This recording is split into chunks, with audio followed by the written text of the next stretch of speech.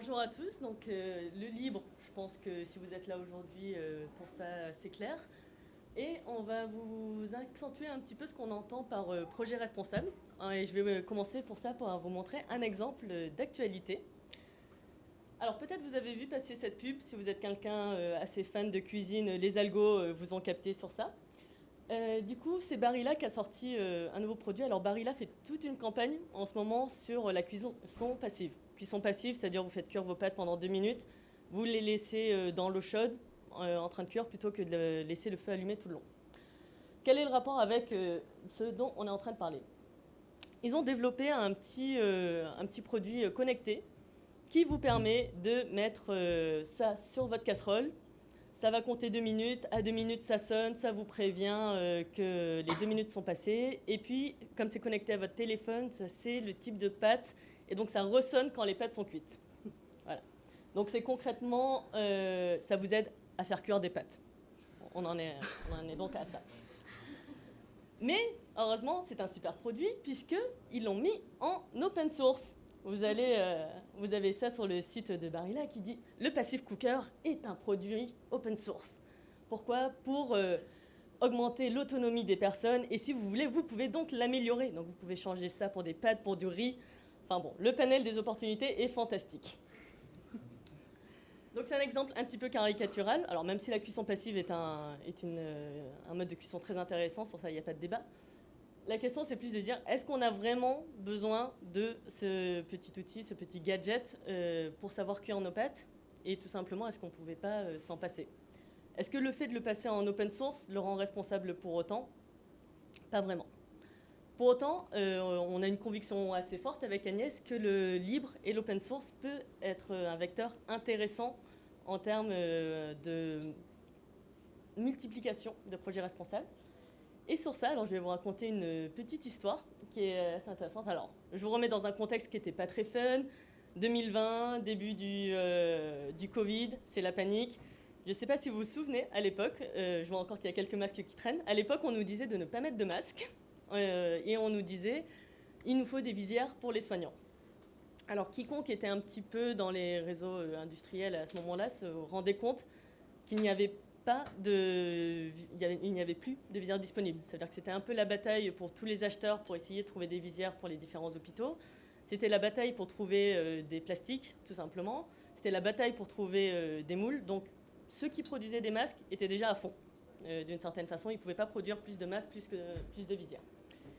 Et là, je pense que j'ai vu l'exemple le plus stimulant que j'ai pu voir d'un point de vue open source. Ça veut dire qu'en l'espace de quelques jours, on a vu différents fabricants, Prusa, qui est le fabricant de ces appuis imprimantes par exemple, qui a mis en libre les modèles de visière. Vous avez eu différentes marques, mais Prusa était un peu le modèle qui allait le plus vite et le plus loin. Et très rapidement, vous avez vu plein de citoyens, des makers quand même, donc on parle de citoyens qui ont leur petite imprimante 3D chez eux, mais qui avant disaient moi je m'amusais à faire des figurines Pokémon, le grand cliché de l'imprimante 3D. Et là, d'un coup, on a eu des personnes, ça allait d'un lycéen de 15-16 ans, le plus jeune avec qui j'ai discuté, à des retraités qui bossaient au lab de la SNCF, et qui se sont mis à fabriquer des visières de façon collective. Et donc, il y a eu tout un réseau qui s'est passé où, en fait, on avait créé une plateforme où les personnes en Rhône-Alpes pouvaient donner leurs besoins. On a besoin de 5 visières pour ce cabinet d'infirmière. On a besoin d'une vingtaine de visières pour une école, des choses comme ça. Et de l'autre côté, on avait des makers qui étaient en train de fabriquer, d'échanger les informations, les modèles, pour pouvoir répondre à tout ça. Et cette réponse, en l'espace d'une semaine, ce réseau s'était mis en place. Et avec le fait que tout soit en open source, en fait, on a pu faire énormément d'échanges avec à la fois les équipes qui étaient à Strasbourg, par exemple, qui étaient ceux qui étaient allés le plus vite, vu qu'on avait eu des cas de Covid un peu plus tôt à Strasbourg, des échanges avec, d'un point de vue international. Pour ça, si je ne me trompe pas, c'est dans les pays de l'Est qui est sur ça. Et nous, côté Rhône-Alpes, on a pu s'adapter. Par exemple, on a eu pas mal d'informations qui venaient de l'hôpital de Saint-Étienne, puisqu'on avait un brancardier qui était dans le collectif, un brancardier qui travaillait à l'hôpital de Saint-Étienne.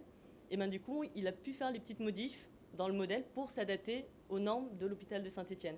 Ce qui nous a permis, nous, de le déployer après, derrière, dans les hôpitaux de Lyon. en disant l'hôpital de Saint-Étienne nous a validé ce modèle, on peut y aller. Et donc là, on voit vraiment comment en fait, le libre a été un énorme catalyseur. Alors là, c'est vraiment un exemple caricatural, un catalyseur de développement. Et donc, on était même, d'un point de vue vitesse, beaucoup plus rapide que ce que les industriels pouvaient faire. Les industriels, ils ont mis un mois et demi à arriver à sortir des choses. Et quand on leur disait, en fait, là, il y a déjà 80 000 visières faites par les citoyens, eux-mêmes n'y croyaient pas, d'une certaine façon. Alors, ce type d'anecdote, c'est un peu ce que j'ai creusé avec mon premier projet associatif qui s'appelle La Clavette. Donc, à la base, moi, je suis ingénieur mécanique, développeuse de produits.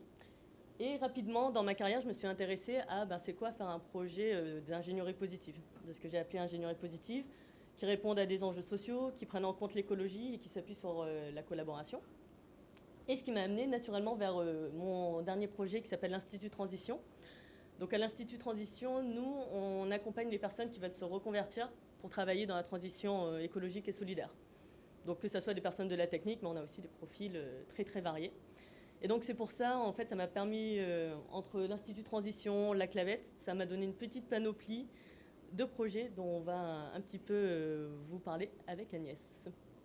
Je te passe la main. Merci Isabelle. Donc c'est avec la Clavette que je t'avais rencontrée. J'invite chacun à aller voir ce site, les vidéos que tu avais faites.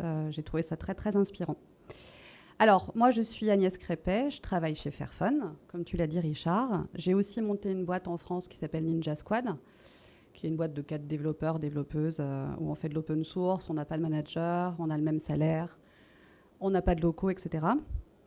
Et je fais partie aussi de Duchesse France. Il y a des représentatives ici, des représentantes ici. Duchesse France, c'est une association qui travaille sur la visibilité des femmes dans la tech. J'ai aussi cofondé Mixit. Qui connaît Mixit? Yes. Oui, Tristan, tu étais déjà venu. Il y a eu quelques personnes dans la salle, Florence aussi. Mixit, c'est une association qui œuvre sur Lyon et qui organise depuis 10 ans une conférence qui est dédiée à la tech et l'éthique et aussi à plus de diversité dans la tech. Et il y a 20 ans, ça ne me rajeunit pas tout ça, je pense que c'est pour ça que j'ai choisi le métier de développeuse d'ailleurs. J'ai rejoint les mouvements des médias alternatifs, pour ceux qui se souviennent de Indie Media, etc. Donc en 99, il y a des violences policières à Seattle par rapport à un sommet de l'OMC. Des manifestants se font un peu casser la gueule par la police, quoi, en gros. Et les médias n'en parlent pas. Et des médias alternatifs arrivent à ce moment-là pour dire non, mais il faut parler de ces exactions.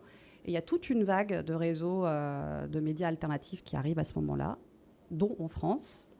Et donc, du coup, moi, avec mes potes, j'avais 18-20 ans, il a fallu qu'on développe, en fait, des solutions pour mettre en place ces médias-là. Et j'ai appris à coder. J'ai voulu faire des études dans l'informatique grâce à ça, je pense. Donc, aujourd'hui, je bosse chez Fairphone. On va vous parler un petit peu de l'industrie des smartphones. Donc, si on regarde un peu ce qui se cache derrière nos téléphones, faut savoir qu'il y en a plein dans nos tiroirs. Les téléphones, en fait, il y a un rapport qui est sorti par le W3E récemment, là. Et par rapport aux télés, aux ordinateurs, c'est vraiment un produit qu'on recycle très mal et qui reste dans nos tiroirs. Une des raisons principales, 46% exactement, pour laquelle les gens gardent leur téléphone, c'est parce qu'ils pensent le réutiliser un jour. Ouais. Et donc tout ça, ça fait qu'on a à peu près 1,5 milliard de téléphones qui sont vendus chaque année. En général, si je parle des téléphones Android, ce que je connais le mieux, parce que Fairphone, ça fait des téléphones Android, la durée d'utilisation moyenne de ces téléphones-là, c'est 2 à 3 ans. Donc c'est très court. Et ça, c'est récent. Enfin, disons que ça a moins de 10 ans. Si vous vous souvenez de votre Nokia 3310 ou de ce genre de marque, ce qu'on appelle aujourd'hui des dumb phones, mais en fait, je serais d'avis de rebaptiser ce nom-là. C'est pas si dumb que ça. C'était des téléphones qui étaient beaucoup plus durables qu'aujourd'hui. C'est des téléphones dont la batterie tenait une semaine. Alors certes, ils étaient moins smart, effectivement. C'était pas des smartphones. Vous pouviez pas vous connecter facilement à Internet, etc.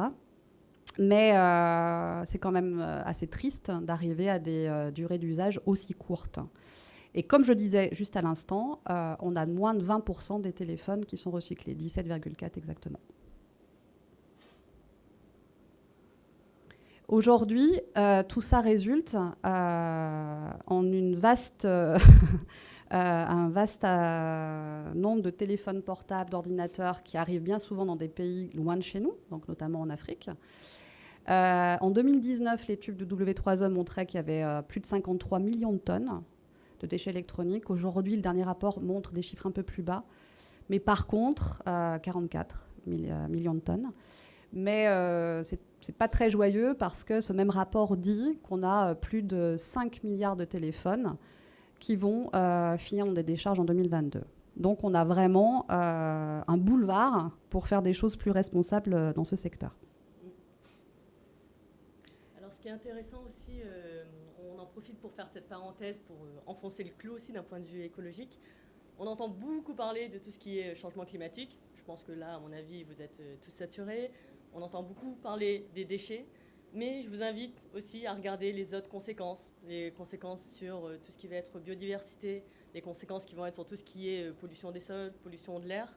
Une personne qui en parle très bien, en tout cas sur tout ce qui va être les problématiques minières, c'est Aurore Stéphan, que vous pouvez écouter sur le podcast de Richard Hanna. Mais vraiment, enfin, profitez-en pour voir ce qu'elle dit. Elle ouvre en fait encore d'autres réalités dont peut-être on n'a pas conscience. Et en fait, là, on est en train de passer à l'étape où c'est bon, on commence à être conscient sur le climat, mais on risque de faire un mauvais chemin, on va dire, parce qu'on va se concentrer sur le climat et on ne va pas prendre en compte tout le reste. Donc voilà, ayez bien conscience de cette boussole à plusieurs dimensions. Et surtout, il y a une dimension que je trouve qui est encore beaucoup trop oubliée, c'est celle-là, la dimension humaine, à l'instant T. Donc je te laisse donner les détails. Oui, donc voilà, Fairphone, typiquement, c'est pas un projet de start-up qui pitch à la French Tech. Fairphone, c'est un projet activiste. Pendant 2 ans, c'était pas une boîte, c'était une association de gens entre le Congo et les Pays-Bas. Donc il n'y avait pas que des gens d'Amsterdam, quoi. Il y avait aussi des personnes congolaises et qui militent contre les minerais dits de conflit. Pendant 2-3 ans, ces activistes officient et décident plus tard de lancer une boîte pour être vraiment au centre du business parce qu'ils et elles se rendent compte que c'est moyennement satisfaisant pour elles et eux à ce moment-là d'être juste activistes. Il faut pouvoir acheter des minerais, être vraiment dans les échanges commerciaux pour avoir de l'impact. Et du coup, c'est pour ça qu'ils montent une boîte. Et Fairphone, né en 2013, avec une campagne de crowdfunding, il y a 50 000 personnes qui achètent un téléphone à 350 balles. Il y a 6 personnes derrière, ils ne savent pas faire un téléphone, quoi. Donc, bon, je peux faire un talk sur Fairphone et sur l'histoire un peu chaotique du début. Mais voilà, ça, c'est l'origine de Fairphone. Donc, il y a vraiment cette histoire très militante à la base de montrer toutes les exactions au niveau des gens, en fait. On parle de projet décolonial.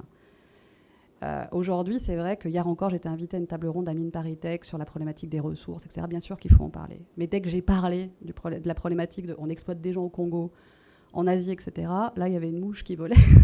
C'est pas que je blâme pas Mines Paris Tech, c'est le cas de beaucoup de tables rondes. Je pense que c'est lié. Je pense que c'est lié. Le fait d'avoir des problématiques environnementales sur l'industrie électronique, c'est lié au fait qu'on a des rapports coloniaux avec des pays dans lesquels on officie en tant que colon.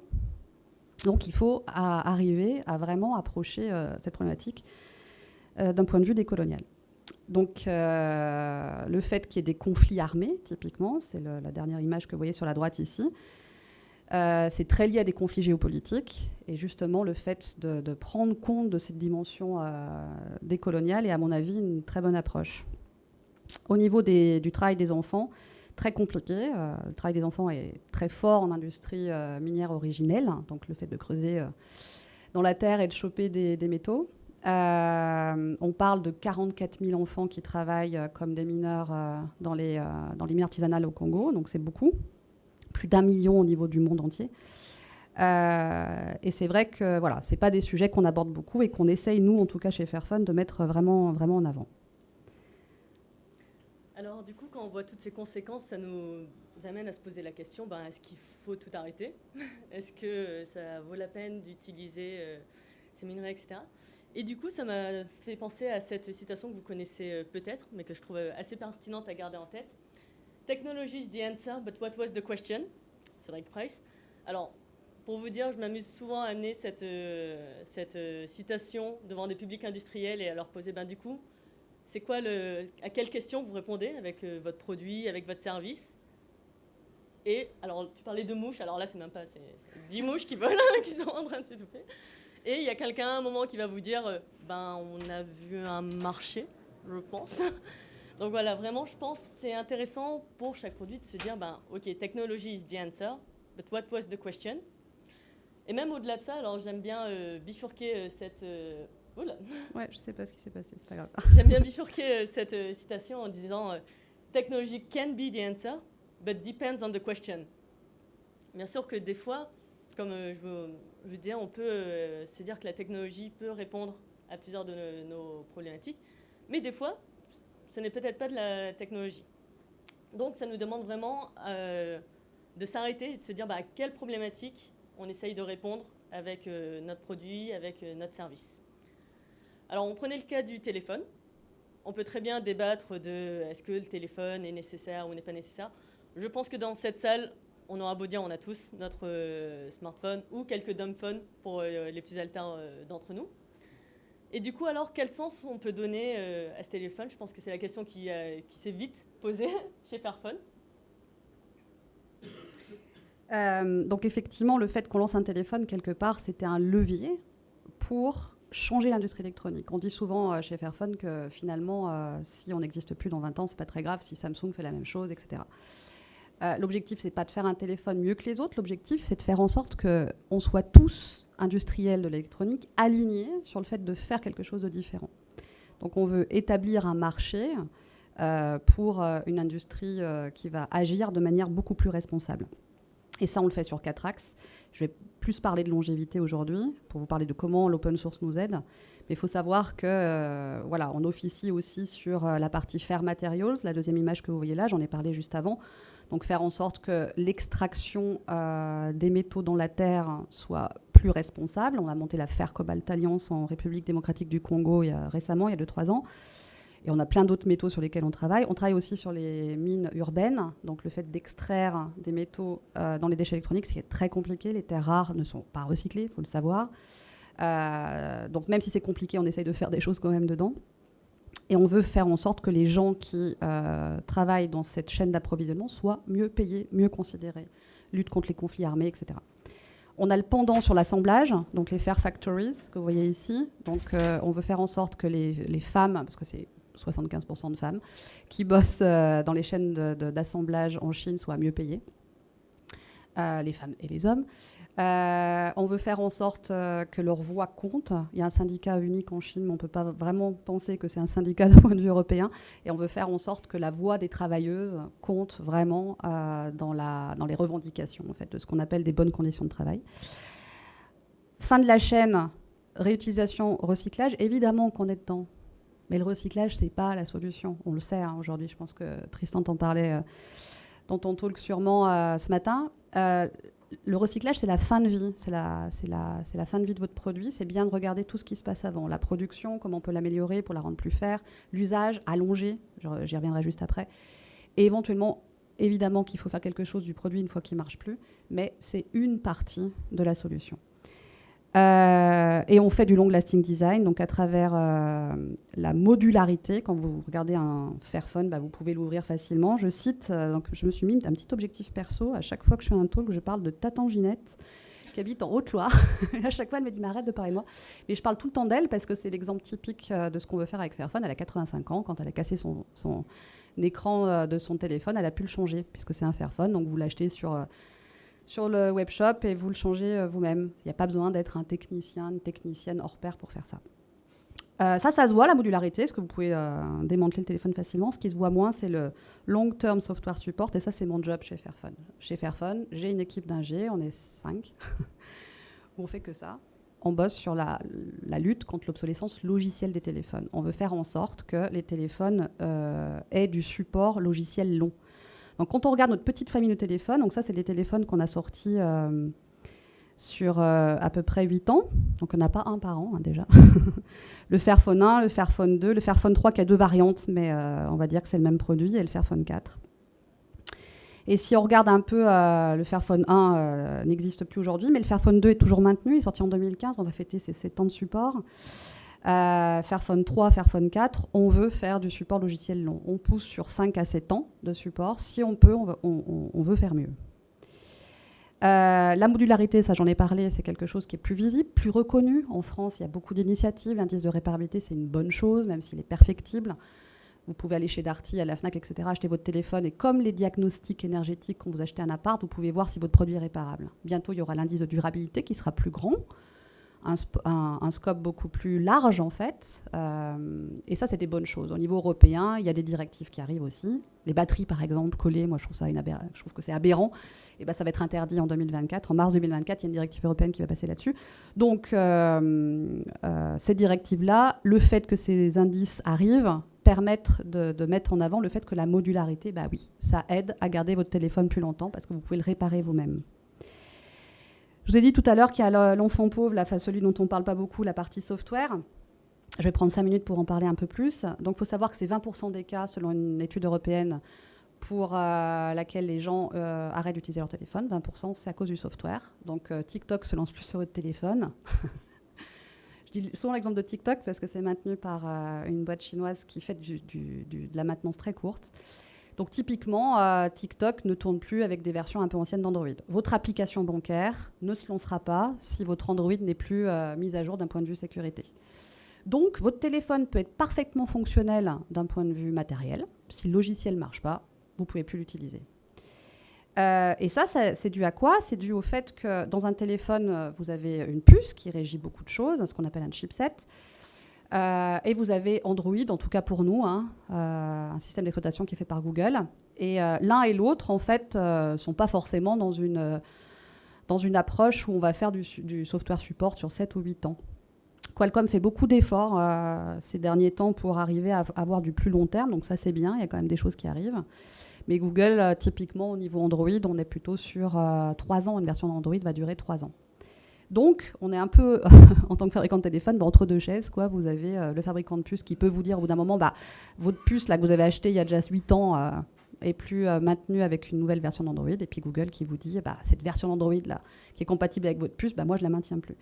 Donc, ce qu'on essaye de faire, c'est de faire en sorte de développer des couches logicielles pour que les deux mondes fonctionnent, pour que des nouvelles versions d'Android tournent sur des vieilles puces. C'est ce que je vais vous expliquer ici. Donc, un petit aperçu des différentes étapes. Quand vous voulez implémenter une version d'Android sur un device, vous prenez ce qu'on appelle AOSP, Android Open Source Project, c'est ce qui est sorti, c'est la nouvelle release de Google, d'Android. Vous avez le fabricant de puces qui va sortir ses propres composants qui sont en partie open source. Ensuite, nous, on intègre tout ça. Donc, je fais Fairphone, on est au milieu en bleu. Là, on intègre tous ces éléments-là, les bons drivers, etc. On bosse avec tous les opérateurs européens, Orange, SFR en France, Bouygues, etc. Donc, il faut aussi intégrer tous les requirements des opérateurs. Ça, c'est un job qu'on fait en tant que fabricant de téléphone. Et si on ship un Android certifié, donc avec les Google Mobile Services, donc pas un Android alternatif, vous devez avoir une certification Google. Donc, c'est toutes les étapes qu'il faut faire pour arriver à shipper Android sur un téléphone. Donc là, c'est les étapes un peu plus expliquées. Android Open Source Project, donc c'est vraiment en partie open source, mais pas que. Vous avez quand même, au niveau de la stack Android, des parties qui ne sont pas open source. Mais on part vraiment des USP, de la partie open source, quand on commence à travailler une nouvelle implémentation. Ensuite, il y a cette fameuse étape de Qualcomm. Je le souligne, il y a une grosse partie des composants de Qualcomm qui sont quand même open source, qui sont posés sur ce qu'on appelle le Code Aurora Forum. Mais toujours forcément des parties closed, donc modem, etc., qui sont sous l'égide de Qualcomm et dont on ne peut pas publier en open source ces éléments-là. On fait toute l'intégration dont j'ai parlé, donc ça c'est vraiment Fairphone qui est responsable, on teste, on fait en sorte que tout marche, ça c'est des longues étapes qui durent plusieurs mois, et on demande ces fameuses opérations de certification. Sur Google, typiquement, ce qu'on appelle les CTS Suite, donc l'étape de certification, c'est à peu près 500 000 tests à passer. S'il y en a un qui merde, vous n'êtes pas certifié. Sur le Fairphone 2, avec mon pote Karsten, là, mon collègue, on a passé 2 mois à résoudre un test. C'était le dernier. On a demandé des waivers, donc des process d'exception à Google pour dire « ouais, notre truc, il est vieux, ça ne marche pas ». Évidemment, je ne blâme pas de Google, là, ce n'est pas le but, mais voilà, le process est tel que c'est très compliqué de... c'est très compliqué d'avoir ces waivers et on aurait pu échouer à cause d'un test sur les 500 000 qui ne passent pas. Qu'est-ce qui se passe quand vous voulez faire une mise à jour d'Android avec plus le support Qualcomm? Donc la même étape que j'ai montrée juste avant, mais sans le support Qualcomm. Eh ben, vous êtes un peu dans la merde potentiellement, quoi. Donc, ce qu'on fait nous, c'est qu'on s'appuie beaucoup sur la communauté open source. Donc, je vous expliquerai juste après. On publie tout notre source code, tout ce qu'on peut publier du point de vue légal. On s'est appuyé sur aussi les sources open source de Qualcomm d'un autre chipset qui était similaire, le Snapdragon 835. Et Lineo Edge, c'est un gros projet communautaire open source qui existe dans la communauté Android. Vu qu'on a publié nos sources, et ces projets-là existent et ont contribué à sortir des bouts de la version de l'OS pour faire en sorte qu'on puisse upgrader. Donc c'est en ce sens que c'est essentiel d'arriver à open sourcer ce qu'on fait pour avoir le support des communautés pour faire du long terme, quoi. Donc là, typiquement, on a sorti l'année dernière Android 10 sur le Fairphone 2, qui va nous mener à 7 ans et demi de support logiciel sur le Fairphone 2. Et comment on fait pour faire ça? Tout ce qu'on fait, toutes les releases, chaque mois, là, sur Fairphone 4, on est à un release par mois, on release en open source notre code. Et quand on a des composants propriétaires, on met les binaries et les build instructions sur notre site. Et oui, c'est trop cool de faire de l'open source parce qu'au final, même quand le manufactureur comme nous, le fabricant de téléphone, on drop le support officiel, là, le Fairphone 2, au bout de 7 ans et demi, on va normalement arrêter. Vu qu'on a tout ouvert, allez-y les filles et les gars, quoi. Si vous avez envie d'allonger le support, go. Et là, on a Common, qui récemment a sorti. Common, c'est une coopérative d'électronique responsable. Ils veulent continuer à maintenir le Fairphone 2 grâce à des OS open source. Et ils sortent l'offre Frankenphone, que je trouve trop bien. Donc l'offre Frankenphone, c'est votre téléphone Fairphone 2 qui va être assuré avec un support logiciel, avec un OS alternatif, quoi. Donc, il va être porté sur Android 11. Nous, on avait fait Android 10, c'est là où on s'arrête. Eux, ils continuent sur Android 11 et ça va nous mener à 8 ans et demi de support. Ça, c'est top. Donc, ça veut bien dire que l'open source, ici, va être un vrai catalyseur pour la durabilité des produits électroniques. C'est la preuve par l'exemple. Moi, au quotidien, je baigne dans avec mes 5 collègues, là, on baigne dans la stack open source, quoi, à discuter avec les gens de Linear Edge ou de je ne sais quel, ou de d'autres OS comme Postmarket OS. Donc ça, c'est mon petit préféré, qui n'est pas très connu, mais alors, c'est des gens des pays de l'Est qui font ça, d'Europe de l'Est. Je suis super fan de leur OS. Donc eux, ils sont sortis d'Android. C'est un Linux-based OS, comme Ubuntu Touch à une époque, qui existe toujours, Ubuntu Touch d'ailleurs, qui a été repris par USB Ports, qui est une communauté, une foundation allemande. Donc eux, c'est un peu similaire à Ubuntu Touch. Ils sont Linux-based OS, il n'y a plus Android. Et vraiment, leur objectif qu'ils ont eu quand ils ont lancé cet OS il y a 7 ans, c'était de donner une vie aux téléphones qui ne sont plus dispo sur le marché, du point de vue commercial. Donc voilà, allez voir ce qu'ils font. Et pourquoi aussi les OS libres, c'est bien d'un point de vue privacy. Typiquement, vous avez plein de versions de systèmes alternatifs, d'OS alternatifs, qui dégooglisent leur OS si jamais ils sont basés sur Android, ou en tout cas qui font en sorte qu'il n'y ait pas de tracking de vos activités sur votre téléphone. Donc c'est aussi bien d'un point de vue privacy. J'ai parlé de Common tout à l'heure, Fairphone. On a monté un collectif qui s'appelle Fairtech, que je vous invite à regarder, avec notamment un opérateur alternatif qui s'appelle Télécoop. Pareil, en termes de numérique responsable, c'est intéressant à regarder. Donc, il vous donne une carte SIM, mais il ne vous invite pas à acheter de la data ou avoir de la data à outrance, etc. Donc, on a monté ce collectif pour essayer d'avoir justement une offre un peu cohérente dans la mobilité, quoi.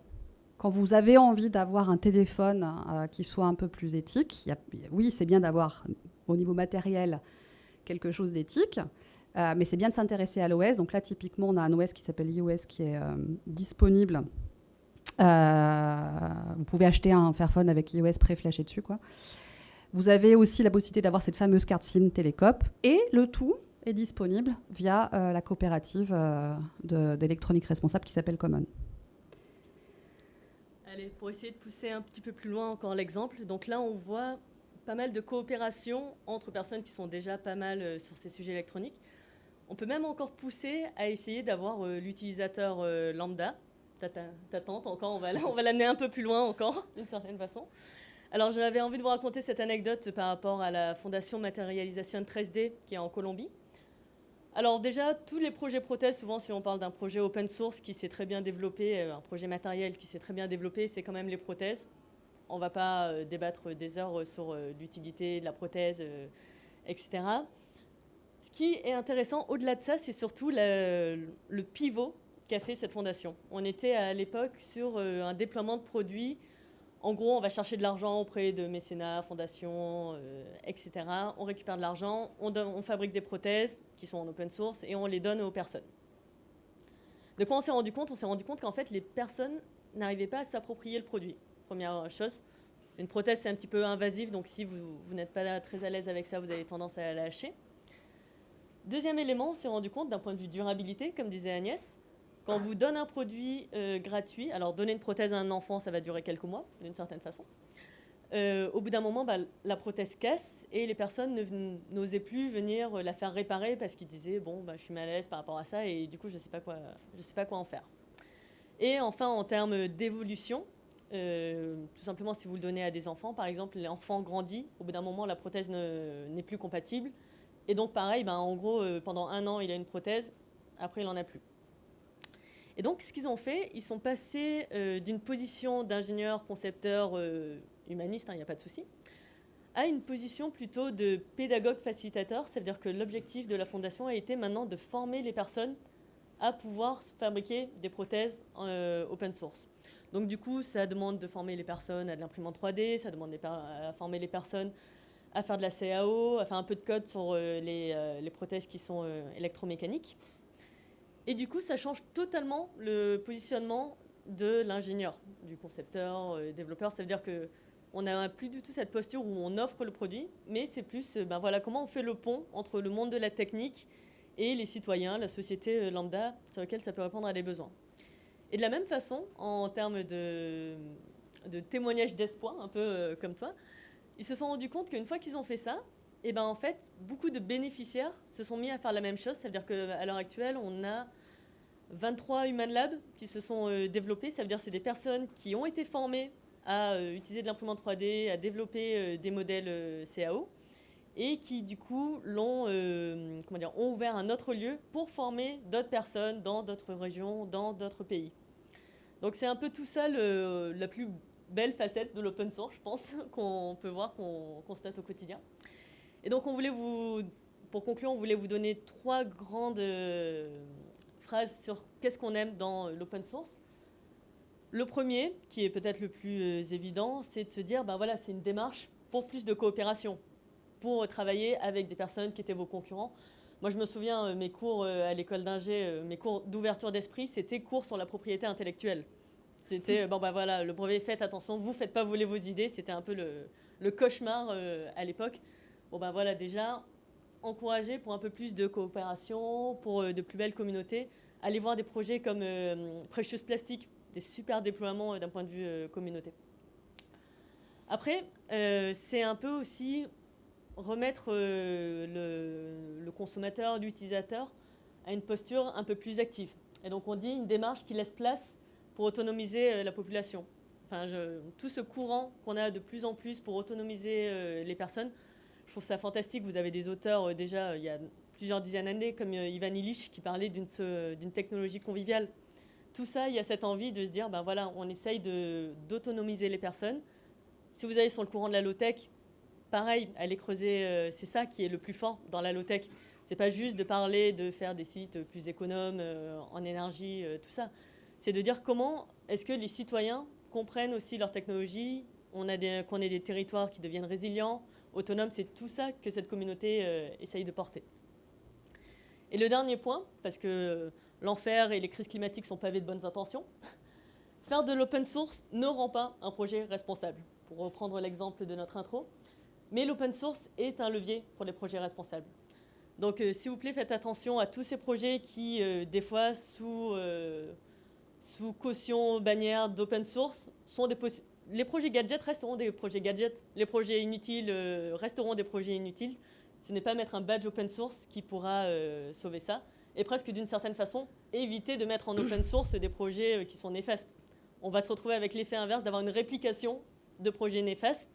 Et encore pire, quand enfin moi je suis à des salons ou des jurys des fois de projets responsables et je me dis mais en fait ce projet n'est pas du tout responsable, mais comme les personnes ne comprennent rien à l'open source, ils vont se dire ah oui mais pourtant c'est open source, etc.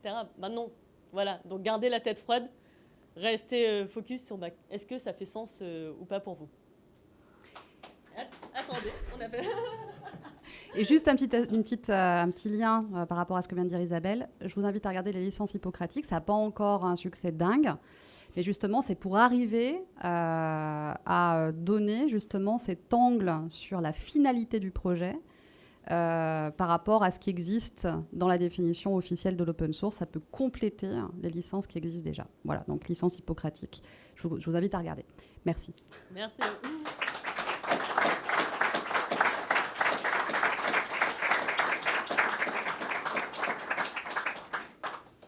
Donc je pense qu'on a laissé 10 minutes de questions. Hein. On a fait en sorte. 7, 3 minutes. Je te laisse prendre les questions, Richard, ou Bonjour. J'aimerais savoir si les travaux que vous opérez depuis un certain temps dans ces écosystèmes ont bougé les lignes auprès des fabricants au niveau de la partie blog, c'est-à-dire tout ce qui est software sur les modems et l'ensemble des choses qui sont closed source aujourd'hui. Est-ce que les fabricants revoient petit à petit leur copie? Ouais, alors tout à l'heure je parlais de Qualcomm. Bon, je ne peux pas dire grand-chose, mais quand même, parce que c'est sous NDA. On est quand même, enfin voilà, dans ce monde-là, il y a beaucoup de choses sous NDA, mais quand même, moi je trouve qu'il y a des choses qui bougent, en tout cas chez eux. Typiquement maintenant, ils ont des chipsets avec du support beaucoup plus long. Et je ne vais pas rentrer dans des choses très techniques, mais sur le code source de modem, il y a quelques années, c'était très compliqué d'avoir accès au code source. Nous, si on n'a pas accès au code source, c'est compliqué. Donc la première étape, c'est d'avoir, nous, cet accès-là. Et bien ça y est, ça devient possible. Et après, l'avantage, c'est que si nous, au moins, on a accès, même si au final, au niveau de ce qu'on va livrer, ça sera du blob et du binaries, au moins, le fabricant a accès à ce code-là. Donc ce qui est déjà une étape. Voilà, exactement. C'est la première étape. Si le modem Exactement. Exactement. Donc déjà, le fait que c'est plus facile pour un petit fabricant comme nous, où on ne vend pas encore 1 million de téléphones par an, mais on ne sait jamais. Ça peut peut-être arriver sous peu. C'est génial, quoi. C'est cool qu'on puisse arriver à ça. Après, moi, je suis assez fan de Librem, Purism. Je ne sais pas si vous connaissez, c'est une boîte américaine. C'est des warriors, ils sont dingues, ils font de l'open hardware. Et ces gens-là ont pris des chipsets de l'aéronautique qui sont beaucoup plus ouverts. Et ils essayent vraiment de pousser l'open source dans le milieu du hardware. On n'y est pas du tout de notre côté. Hein ? Alors, j'entends pas la question. Il y avait une tentative de téléphone dont même le PCB est open source il y a quelques années. Ouais, typiquement Librem, Purism, quoi. Hein, c'est leur approche, quoi. Donc ça, c'est génial qu'il y ait des gens comme ça. Nous, on n'est vraiment pas là-dedans. C'est pas qu'on veut pas, c'est qu'on n'a pas la force R&D là-dessus. On me pose souvent la question de pourquoi on ne travaille pas plus le minage urbain, voilà, le fait de recycler, etc. Il faudrait beaucoup d'ingénieurs pour bosser là-dessus. Donc on a nos tracks, les 4 axes que je vous ai présentés au début, faire materials, faire factories, longévité et reuse and recycling. Bon, mais par contre, bienvenue, les gens de Librem, on leur parle, on trouve ça super. J'en parle dans les conférences, la preuve en est. Donc heureusement qu'il y a des gens comme ça, mais il n'y en a pas beaucoup. Il n'y en a pas beaucoup. Ouais, je ne sais pas quelle question prendre. Une question assez simple. Vous avez parlé des téléphones. Est-ce que vous pouvez faire la même chose pour les tablettes, par exemple ? Ouais, c'est une bonne question. On s'est penché un peu dessus chez Fairphone. Au niveau de l'OS, c'est vachement plus compliqué. Vous avez des problèmes de média codec qui sont très différents entre la tablette et le téléphone. Donc ça voudrait dire que nous, si un jour on veut faire une tablette, il faut vraiment qu'on investisse en ressources, qu'on ait des gens qui puissent travailler sur les codecs, etc. Ce qui pour le moment n'est pas le cas. Par contre, si on sort du monde des tablettes, au niveau des laptops, donc le monde des tablettes, c'est un peu, pas grand-chose se passe, quoi, là-dessus. Par contre, si on regarde les laptops, il y a Y, Framework, qui font des choses beaucoup plus modulaires, beaucoup plus réparables. Y, c'est suisse, et Framework, c'est américain. Et ben c'est au niveau de l'OS, typiquement. Si nous, on voulait faire une tablette, on s'est posé la question, hein, je ne vais pas vous mentir, il faudrait vraiment qu'on arrive à avoir beaucoup plus d'ingénieurs qui puissent bosser sur ces fameux codecs. Parce que ce n'est pas les mêmes, en fait. Et du coup, nous, on n'a pas la force de R&D à faire ça aujourd'hui. Ils pourraient nous aider. Après, pareil, ils ont 30 ingénieurs. Enfin, voilà, c'est toujours la même chose, en fait. Je pense que si un jour, on arrive à avoir plein d'argent, tout autant qu'on est, là, on arriverait à faire des choses. Mais oui. Par exemple, l'ensemble des tablettes qui équipent les collégiens. Ouais, mais on est bien d'accord, ouais. Complètement propriétaire. Non, mais ça serait génial. Hein. Il n'y a pas longtemps, on m'a posé la question officiellement à l'Éducation nationale. On a fait une presse à l'Éducation nationale avec Isa. Et ouais, on m'a dit, oui, mais qu'est-ce qu'on fait avec toutes ces tablettes? Moi, j'en suis arrivée à un point, j'aimerais bien avoir l'argent pour faire ça, mais j'en suis arrivée à un point où je me dis, mais peut-être qu'en fait, la question, elle est même plus de faire en sorte que les gamins aient du chauffage plutôt que des tablettes. Hein. Enfin, je veux dire, vu où on en est là, qu'il n'y a pas de solution, voilà. Et après, bon, si on choisit de faire des tablettes, bah oui, il faut arriver à mettre les moyens dessus et qu'il y ait des gens qui puissent s'orienter dessus. Nous, on n'a pas la force financière pour faire ça aujourd'hui. Mais c'est pas, voilà, ouais. On s'est posé la question, hein. Ouais. Juste une question. Ce machin, c'est un minuteur électronique, en fait, non? Ouais, tout simplement. Ça fait exactement la même fonction que sur un téléphone, hein, je pense. Mais ouais, pour reprendre un peu cette histoire de tablette aussi, je pense que souvent, les défricheurs, on attend d'eux qu'ils fassent tout le chemin, alors que d'une certaine façon, vous êtes vraiment les défricheurs, quoi. Votre but, c'est de dire, regardez ce qu'on a fait dans les téléphones, emparez-vous de le faire dans les tablettes, etc. Et on vous donnera les coups de main s'il faut. Mais je pense que ça serait presque une erreur que vous alliez sur tous les fronts. Ouais, voilà. Déjà que faire un téléphone tous les 2-3 ans, c'est compliqué pour nous. Voilà, donc il faut qu'on arrive à s'améliorer en qualité. On avait une question au fond.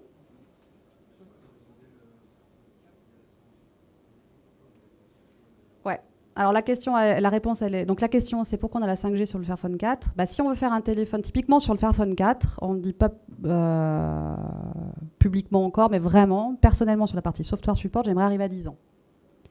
Si jamais on veut que le téléphone il dure 10 ans, vu ce qui se passe, et aussi peut-être potentiellement qu'on sorte de l'Europe, donc par exemple les États-Unis ou Inde, où ça drop la 3G, où c'est déjà en train de dropper des bandes, quoi, des supports de bandes. Donc ça veut dire que si on veut qu'il dure, il faut faire en sorte de pouvoir optimiser la longévité des composants. Donc au niveau modem, au niveau processeur, si on n'achetait pas, vous pouvez pas acheter un truc 4G et le rendre compatible en fait au niveau du chipset et du modem. Donc ça veut dire que le choix qu'on a fait il y a 1 an quand on a embarqué notre puce là, on s'est dit bon voilà, si on arrive à faire en sorte que ça dure ce Fairphone 4 là, il faut qu'il soit compatible, sinon dans des pays ça marchera pas en fait. Là on sur le Fairphone 4, on le teste aux US en ce moment. Et même s'il est compatible 5G, c'est heureusement qu'il est compatible, mais c'est encore une vraie problématique pour que ça marche quoi.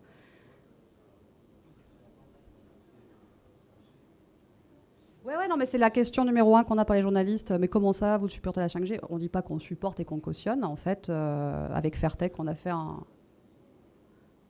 Alors, j'entends pas trop. Pardon.